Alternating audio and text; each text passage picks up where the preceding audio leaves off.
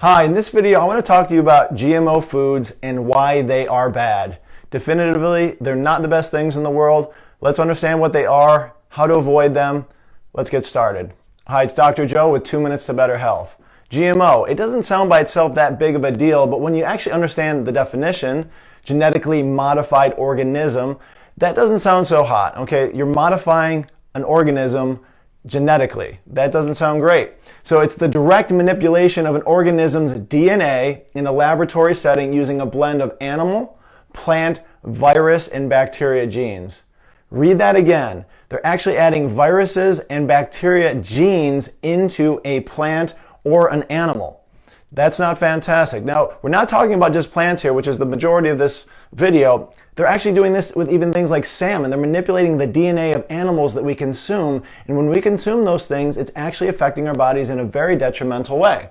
It's performed for higher crop yields, which by itself sounds like a tremendous thing. There's a lot of starvation throughout the world, so much of the mindset of this and the way it's sold is to basically say we want higher crop yields because there's a higher concentration of nutrients per acre possibly. However, they're using much more pesticide and herbicides as a result, and they're becoming resistant to these things.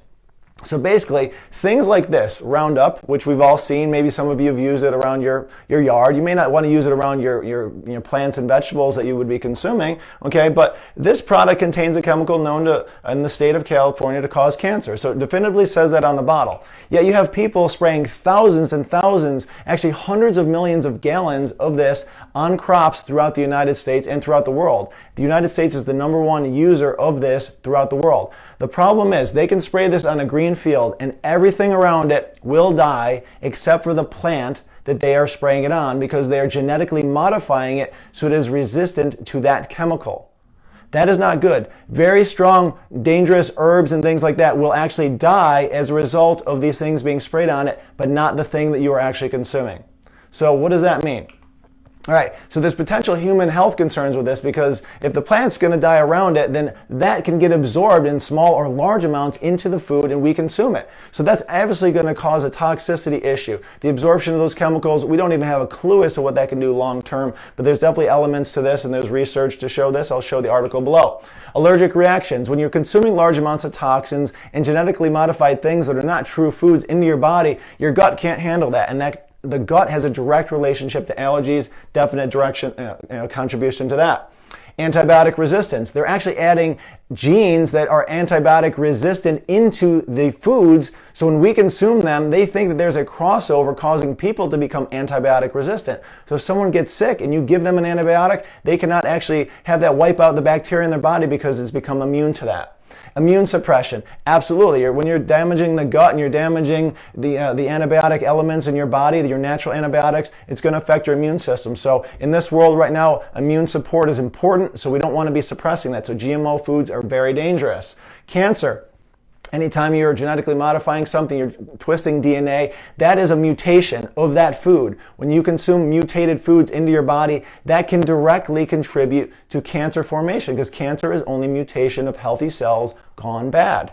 And then last, loss of nutrition. When you're putting so many chemicals into these foods, they don't have to actually be strong by themselves. They don't have to have nutrients in the soil to support them because they've been so genetically modified that nothing around that can hurt it. So the nutrient load in these foods is very low. So when people look at that apple or that vegetable and consume it, they're not actually getting a lot of nutrients. They're getting a lot of artificial frankenfood in their hand, and it's not a good healthy thing. So when you consume that, your body's going to be lacking in its own nutrition. All right, so this is the actual article on that. Understand that these things are not good. Okay, please take a look at that article. But upwards of 80% of all packaged food in the United States is genetically modified. That is a sad reality, folks. 93% of soy, 95% of sugar beets. If you're consuming sugar, you're consuming GMO almost guaranteed. Cotton, things we even wear. 80% of papaya, 90% of canola oil. That basically means the vegetable oils that are the majority of all the salad dressings are soybean oil or canola oil. If you are having salad dressing, you are getting genetically modified organisms in your body unless it specifically says organic, certified organic, or GMO free. And 86% of corn. Everybody loves their popcorn and sweet corn. 86% of all of it out there, including high fructose corn syrup, which is a big sweetener nowadays, is genetically modified. So, and then there's many other acres of other vegetables as well. So the challenge is, folks, unless you're very specifically looking to avoid this with organic or genetically, modified organism free, GMO free foods. Okay, it has to have labels like this on it. You are consuming these things.